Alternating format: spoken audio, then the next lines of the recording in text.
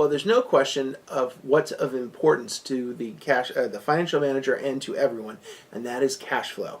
I can't say it enough. Cash is king. So the importance of cash flow: if the firm is to prosper, it must buy assets that generate more cash than they cost, and sell financial instruments that raise more money and more cash than they cost. So the successful firm generates positive cash flow.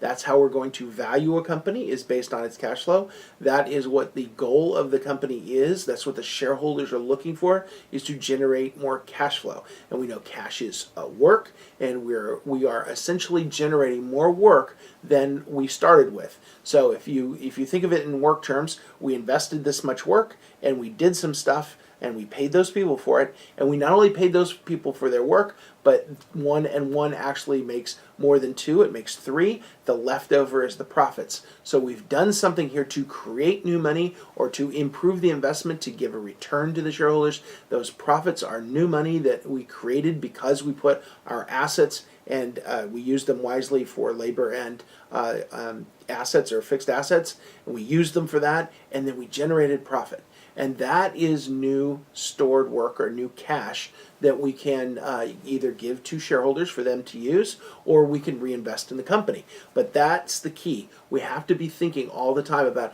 are we generating new money out of this company? And if we're not, then the stock price is going to fall and the company is not being successful. So the goal is cash and increasing the amount of cash that we have. So one thing there that you can look at is this conceptual cash flow model. There are three circles here. One is the firm's invests in assets, in current assets and fixed assets. That's the green circle here, which is the total value of the assets. Now, where did we get the assets? We went to the financial markets. We went to the short-term and long-term debt markets, and we went to the equity market. So our right side of the balance sheet here is where we have our assets that we borrowed or that the equity shareholders have given us. And then what do? We use that cash to buy things that we have turned into either products or services that we can sell. Now, the cash flow from the firm comes back out. If you see line C there, it goes cash flow from the firm. Line C goes into dividends and debt payments. So if the shareholder holds dividends or pays dividends, if the shares pay dividends, that's one place the cash goes. The other place the cash goes is we have to pay debt payments for the bondholders, the short and long-term bondholders. So some of the cash goes there. Some of the other cash goes to taxes. So we have our partner in all of our companies, which is Uncle Sam, and Uncle Sam gets to take his cut out of both state and federal taxes. So we have to pay taxes as well. So money's going out to dividends and debt payments. Money's going out to the government in the form of taxes. And then we can also retain cash flow. So we either can take our cash flow that we make in the company and keep it, or we can, and that is after we've just have paid our taxes, which we don't have any choice about doing, and paid our debt payments, which again we don't have any choice about doing. But we do have a question of whether we pay dividends or not. We do not have to give money back to shareholders if we don't want to. We can retain it. We can retain all the cash flow except for the debt payments and taxes that the firm generates. So even though ultimately the firm must be a cash-generating activity, the cash is after tax, and it's after we pay our our debt payments. We have to pay those first.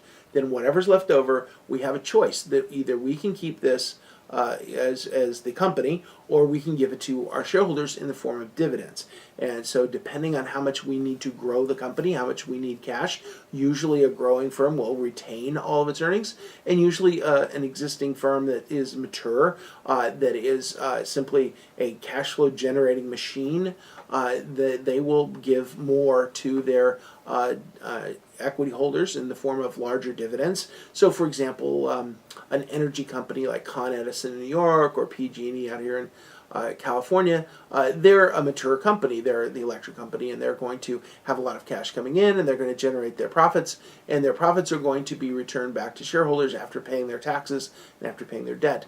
They're going to be returned in the form of dividends for the most part. Now they're going to grow a little bit because there's new equipment and maintenance and stuff they have to ongoing operations they have to do, but they will return a lot of the cash to shareholders.